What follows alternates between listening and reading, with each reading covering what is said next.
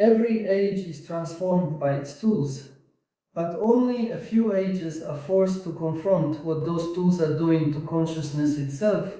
This is one of those ages. Because AI is not merely changing labor, communication, medicine, creativity, or governance.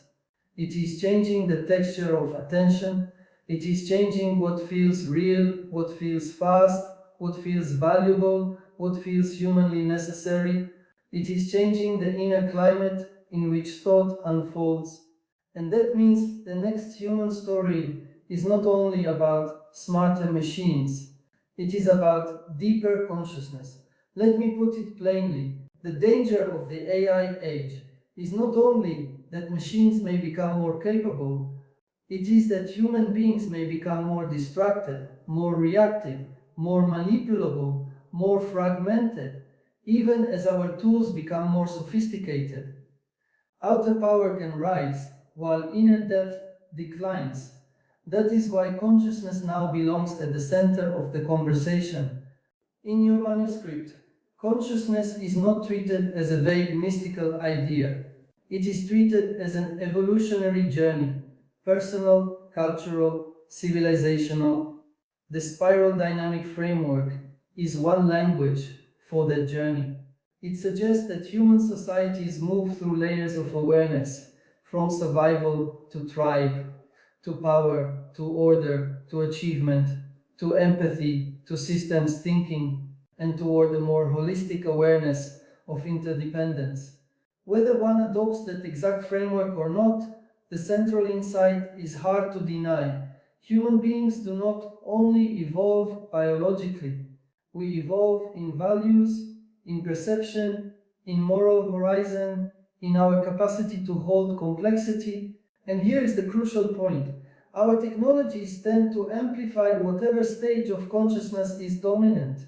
If fear is dominant, technology scales fear. If domination is dominant, technology scales domination.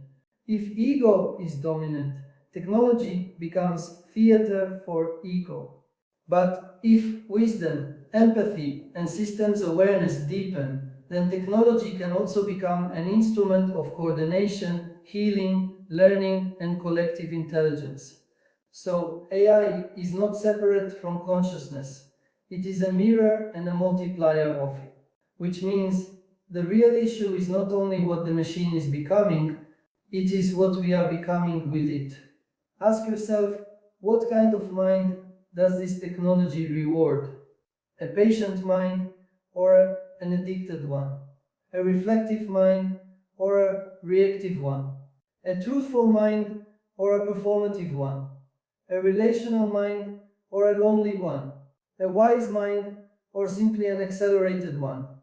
These are not abstract concerns, they are civilizational concerns, because civilizations are built first in consciousness, then in code. One of the most valuable insights in the book is that communication revolutions often correspond to shifts in collective consciousness. The printing press changed authority, the telegraph changed distance, the internet changed access. AI may now change cognition itself, how we generate language, process information, shape identity, and navigate meaning. That is why this moment feels so unsettled. We are not only learning to use new tools, we are renegotiating what it means to think. And this opens two futures. In one future, AI fragments attention, personalizes illusion, deepens dependency, and leaves people more informed but less awake. In that world, technology becomes a substitute for depth. We become efficient at expression and poor at reflection. But another future is possible. A future in which AI helps widen access to learning, supports mental health, enhances creativity, frees human beings for more meaningful work, facilitates global coordination, and perhaps even helps us reflect more clearly on patterns we were too narrow to see. But that second future is not guaranteed by the technology itself. It depends on the consciousness guiding it. Power needs a compass. And in this domain, the compass is inner development.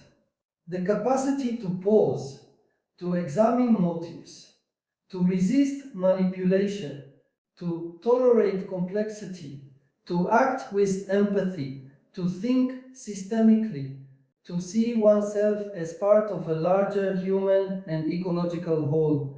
These are not soft skills, they are survival skills for advanced civilizations, because without them, intelligence becomes cunning, connectivity becomes chaos, information becomes noise, and speed becomes a substitute for wisdom. Let me raise the stakes even further. The next human story may be defined by one central tension. Can inner evolution keep pace with outer invention? Can moral growth keep pace with machine capability? Can attention remain human under conditions of constant stimulation? Can people cultivate depth in a culture optimized for immediacy? Can we move from ego-centered intelligence to life-centered intelligence? That movement from egoism to altruism, from fragmentation to integration, may be the deepest work of this century. Not everyone will use spiritual language for that journey. That is fine, but whatever language we choose, ethical maturity, self-awareness, emotional intelligence, contemplative depth, civic responsibility, integrative consciousness, the underlying challenge remains the same. We must become larger on the inside, because the powers we are building on the outside are becoming enormous. So perhaps the true frontier is not artificial intelligence alone.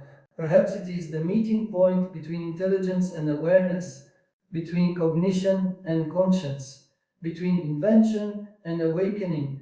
And perhaps the next human story will not be written by those who build the fastest, but by those who learn how to remain lucid, compassionate, and wise, while the world accelerates around them. That would be real advancement, not more information, but more integration. Not just more connection, but more consciousness. So, the next human story will be shaped not only by the intelligence of our machines, but by whether our consciousness grows wide enough to guide them wisely.